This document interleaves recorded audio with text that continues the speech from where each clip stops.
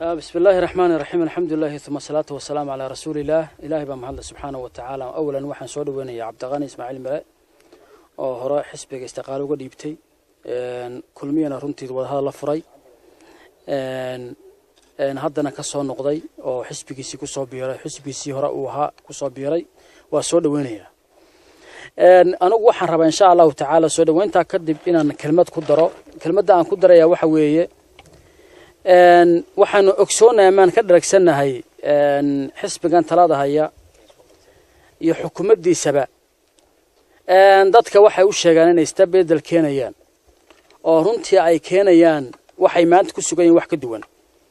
laakiin shacabka iyo ummadda reer Soomaaliland waxaan u cadeynaa u sheegaynaa xisbiga kulmiye Soomaalidu waxay ku maamahdaan nin baalan baalayay haduu magaranaysaa lumo nacas haduu magaranaysaa lumo oo la soo helo waxa la magaranaysaa nin haduu seexdo ama nin haduu seexdo Soomaalidu tiraada oo hadana soo tooso waa kiin weey kulmiye isbedel keeni maayo oo waxa weeyaan waxaan isbedel ku keenay kulmiye waa la tijaabiyay isaga iyo xukuumaddiisaba waa la arkay wax runtii maanta kulmiye uu hayaana ma jirto wuxuu soo siyaadinayaana runtii ma jirto xisbiga wadani waa xisbi runtii ku dhisan cadaalad iyo sinaan وحسب الرئيس Soomaaliland oo dhan ay ka wada muuqdaan وحسب rajadii maanta Soomaaliland gacantiisa ay ku jirto ilaahayna subhanahu wa ta'ala aan ka rajaynaa normeeyo runtii waxaan oran lahaa waxa inooga haray doorashadan waa dhowr maalmood kulmiye waxa inaga filan aragtidiisa sida ay maanta mas'uuliyiintii xisbiga kulmiye isku weerarayaan oo wax iskaga sheegayaan inaanay waxba maanta oolin xukuumadda iyo xisbiga kulmiye taasay inoo cadeynaysa tacadigeedii waa farabatay dulmigeedii waa farabatay dhul iibsigeedii waa farabatay mashaakilkeedii muxuu noqday mid had walba taagan maantana wax kale ma hayaan ay ku ooleeyaan aan ahayn inay dadka u ballan qaadaan waxaan jirin oo aan joogin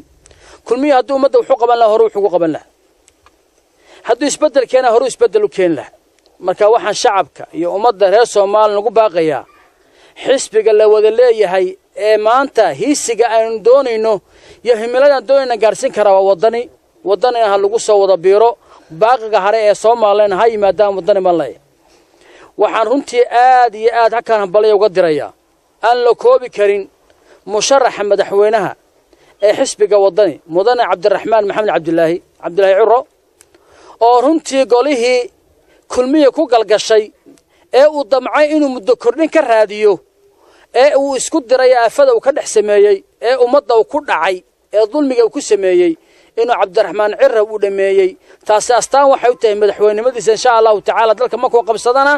inuu sidaa u maanta u dhameeyay wax walba u dhameyn doono hadda wuxuu ku maqan yahay xaramka maalin dhaweed uu soo cumraystay haddana uu soo xajay insha Allah ta'ala waxaan ilaahay uga baraynaa ilaahay uga dhiga xajkiisa cumradiisa maqbuula ilaahayna subhanahu wa ta'ala dalka u dhiibo ayaan ilaahay uga rajeynaa kolay qolooyinka kale tartamaysa iyagu xajii cumratoona ma yaqaanaan laakiin waxaan leenahay ilaahay subhanahu wa ta'ala waa astaamaha qofka wanaagsan lagu garto ayuu ninkaas leeyahay waa nin runtii ismaal fiican waa nin runtii hogaamiye ku fiican waa nin runtii bulshada dhan ku soo hiran karayso laakiin ragga la tartamaya anigu oran maayo waxa weeyaan wax kale dadku way kala arkaan